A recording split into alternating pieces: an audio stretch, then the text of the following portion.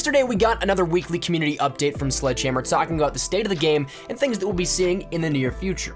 A lot of those things we talked about were very cool and were nice to hear some updates on. Some might not have been exactly what we wanted to hear, i.e. Domination XL and paint jobs, but they were talked about and a little bit more transparency was given for those topics of discussion. And that's something that I can always get behind. I love hearing a little bit about the plans, and though it might be a little bit frustrating, it is nicer to, instead of guess, maybe this week or next week we'll get something, to have a relative time frame on when things will be coming, or in the case of paint jobs, to at least have the acknowledgement that, hey, we did this a little bit too early. We started prepping this and getting you guys ready for this a little bit too early, and we're not quite there yet. So that sort of thing was what we talked about a lot yesterday, but there were some things that came out of this that stemmed a little bit more speculation, a little bit more discussion in the community, and one more so pertaining around the recent upcoming events and some DLC weapons and uniforms that will be coming in the near future. So today I want to talk about the idea of what that all could be, what this could lead to, and some hints that we might have given in some of the very few images that we got out of that update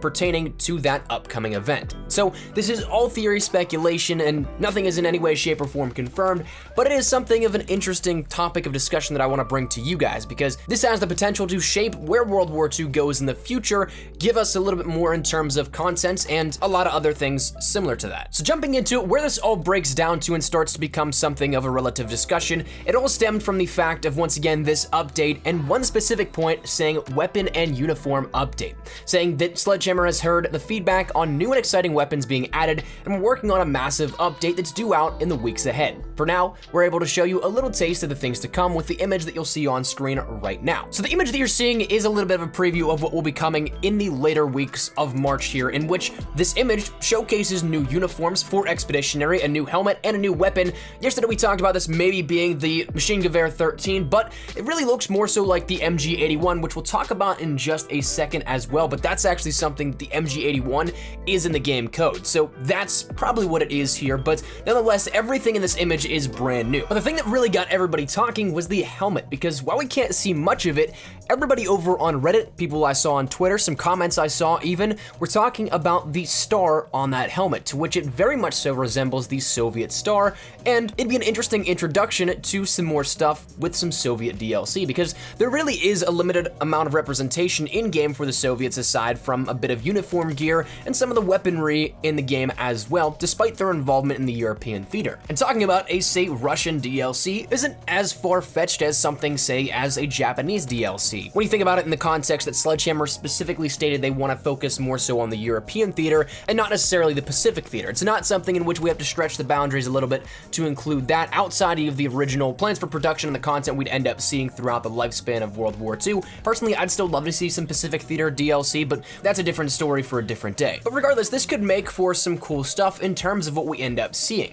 We could end up seeing weaponry like the MG81 like we've already seen. There are definitely some classics in the World War II era that we have not yet seen within World War II this year, and such things maybe being the Mosin Nagant and the PTRS, some stuff that just immediately comes to mind that were fan favorites in World of War, of course, had a very big hand in the war itself, but again, none of this is in any way, shape, or form confirmed. The only thing that we can see here probably is the MG81, which was, once again, like we mentioned, in those game code leaks that happened around the time of the beta, in which we got all sorts of weapons that weren't in the base game, but were in the game code to be coming as of some time in the future. A lot of these we've already seen. But one thing we have to keep in mind is, though the Mosin Nagant and the PTRS are not from that same leak that we end up seeing the MG81 and the rest of the DLC weapons that have already come out, though it's not from that, we have to keep in mind that these are classic World War II era weapons, but also the weapon leak that myself and everyone else references is from the beta. So in that time, weapons are worked on even further, new ones are started, and so on and so forth. It's very similar to see DLC like that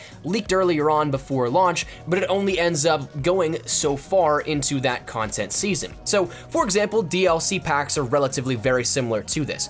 Those are pretty much on the schedule of 1 to 2 ahead of the release times. So for example, when DLC 2 is released, Sledgehammer will more than likely be around the time of adding in the VO or voiceover for DLC 4, which is the last component added in on DLC packs to make it a complete package. So same thing goes for DLC weapons. The first initial drops, like the Gewehr 43, the Volkssturm Gewehr, the Orso, which is also known as the Beretta 38 in the game code, the Sten, the GPMG, also known as the Beretta 30 in game code, the Walther P38, which is known as the 9mm SAP or SAP now, the Reichs Revolver, the Ice Pick, the Combat Knife, the Trench Knife, the Enfield No. 2, and now the MG81 are all a part of that leak that we had months back, but it might only serve up until a certain point. We saw that also with Modern Warfare Remastered. We had a lot of things leaked towards the beginning and launch of the game, but as time progressed, we ended up seeing weapons that were not a part of that leak and therefore came out after because, well, the production of them started after that leak ended up happening and at a later point in time during the year.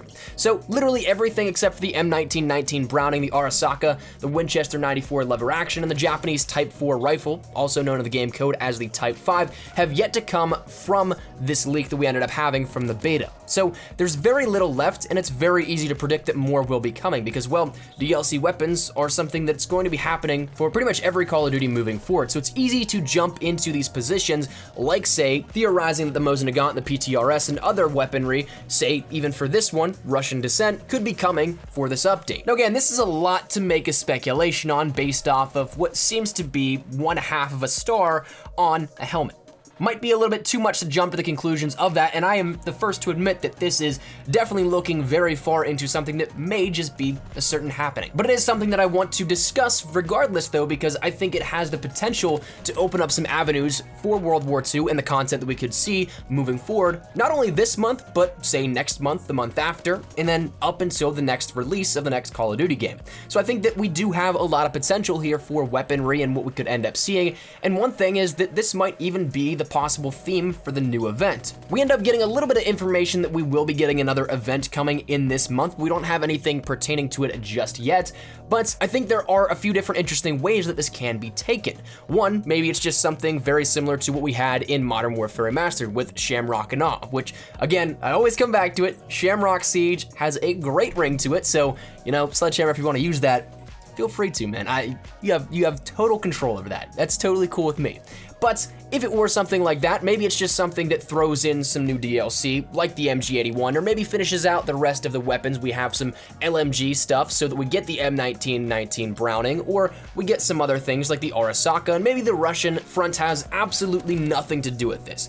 Or maybe this image of the soldier donning Soviet gear with a German LMG, maybe it's a little bit of an indication as to something thematic for March in World War II, in which there's actually a couple of things that this could work out to be, because, well, say in the middle of March of 1940, the Soviets finished their invasion of Finland. That could be something that they could play around with. And then during March 1st to April 30th of 1942, well, that's when Hitler and Germany went on the offensive in Operation Blue to invade the oil-rich Russian-held Caucasus. And then also, on March 31st of 1945, that's when the Russians made their preparations for the final Battle of Berlin. So there's a lot of things that could happen here in the sense of not only making it something cool for the community, but tying it in thematically, because we saw the Resistance event be something tying in with the French Resistance, a force actually very relevant within World War II. And then the DLC that followed after, well, that was the Resistance DLC for DLC 1. So maybe DLC 2 doesn't focus more so on the western side of the European theater, but maybe more so on the eastern side of the European theater. So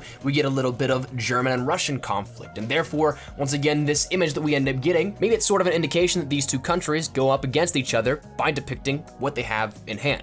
Again, maybe it's just all reading way too much into it, but I personally would love to see not only an event for this sort of conflict and this sort of introduction into new weaponry and new gear, because both I think are incredibly interesting and I think could work out very well, but also I'd love to see some DLC 2 and DLC 3 moving further into the Eastern Front. Maybe it is something that ends up being a sort of segue or gateway into going further east, and maybe DLC 3 or DLC 4 ends up being one of those introductions of the Pacific Theater, and we end up getting more of the Japanese weaponry that we have in the game files, and also just some other cool stuff as well, because there is so much I think you could do if you include that Pacific Theater as well, but it is something that only time will tell. So for now, all we can really do is speculate and give our thoughts on what might happen, and I guess your guess is as good as mine. So with that said, I want to hear your thoughts down there in the comment section down below. Firstly, I am totally cool with this. Do you think that we are reading way too far into this and maybe it's just something that is some new gear, but not really any indication as to where the DLC will go for DLC 2 and whatever theme the new event will be? Are we reading too far into this, or do you think that there might be some validity behind it? And if so, what are your thoughts on it? Do you think that it would be cool to see some Russian DLC, some new Russian weapons, some new, say, German weapons and gear as well? Whatever it may be, I'd love to get your thoughts and feedback down there in the comment section down below. But all that said and out of the way, hope you guys did enjoy. Once again, hopefully you're cool with this sort of speculation stuff. I know a lot of the stuff we've talked about recently has been sort of updates, recaps, all sort of stuff that is rooted in fact and portions of the game that you can check out for yourselves immediately. Hopefully you guys are cool with something a little bit stepping back from that and giving a more perspective of, hey, this would be awesome and here's the reasons why we could see this. Hopefully you guys are cool with that. So that said, if you guys enjoyed the video, make sure you drop a like down below. If you guys are new to the channel, make sure you guys subscribe so you don't miss a single thing regarding World War II. Best class setups, tips, tricks, news, information, updates, all that good stuff we got you covered here up on the channel. So if any of it interests you, make sure you hit that subscribe button so you don't miss a single thing. And if you guys want to follow me over on Twitter, that's the best place to get connected with me outside of YouTube. Practically live on Twitter, so if you guys want to strike up a conversation, ask me a question, whatever it may be, link is down there in the description below. And finally, if you guys want to follow me over on Instagram, trying to get a little more active over there as well. So if you guys want to follow there, that link is also in the description below. But I'll see you guys later. Thank you guys all so much for watching. Mine is an espresso. Hopefully you guys had a fantastic day. Take care and peace.